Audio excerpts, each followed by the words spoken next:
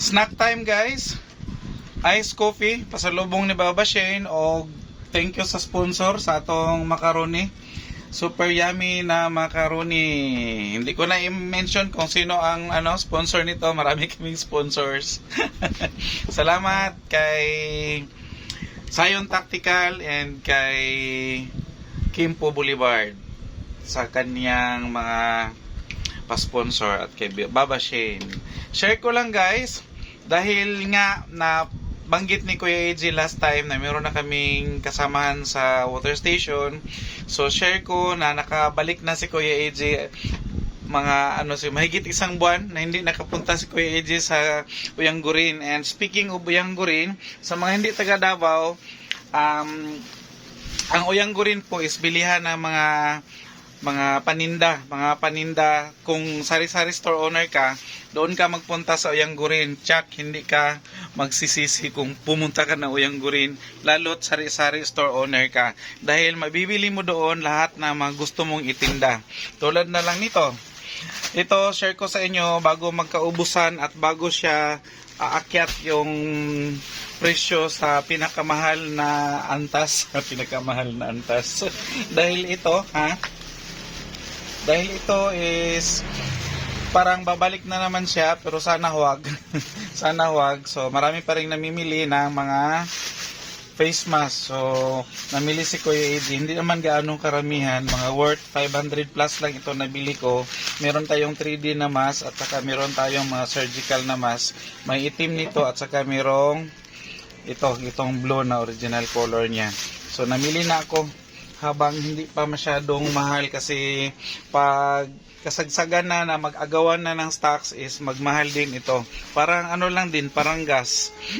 Kung depende kung ano sitwasyon sa international arena, yun din yung sitwasyon ng ating gas. Magmahal kung hindi siya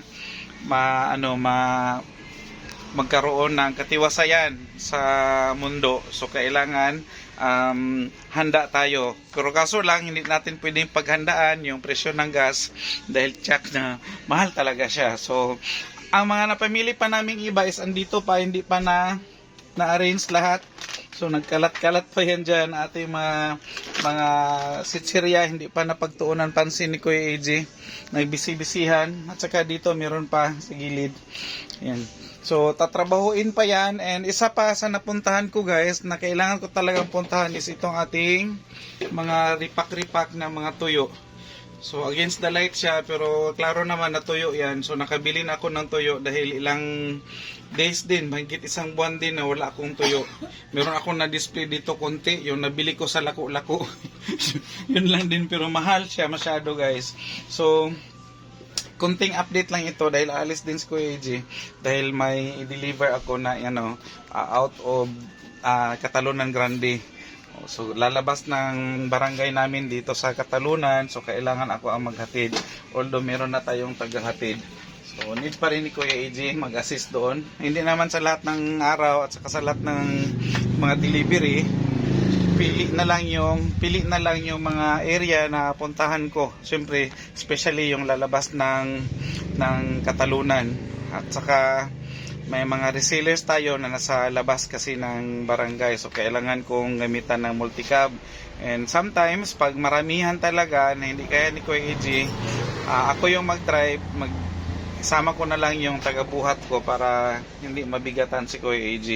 So yun lang muna ang update natin guys. So sa tindahan, marami pa naman tayong stock. Sabi ko nga meron pa tayong pwedeng hindi pa na-display. So i-display pa yan, pero konti na lang yan naiwan diyan.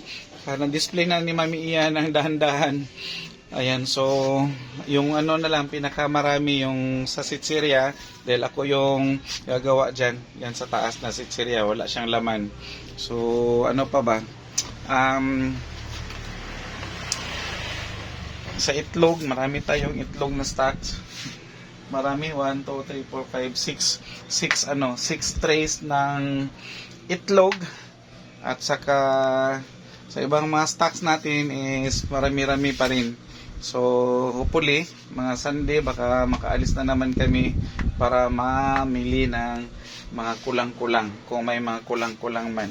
So ganun na lang. Ganun na lang yung update muna ni Kuya AJ. So bye-bye muna for now and salamat sa pag-stay ninyo manood manood sa mga upload ni Kuya AJ and bye-bye muna for now.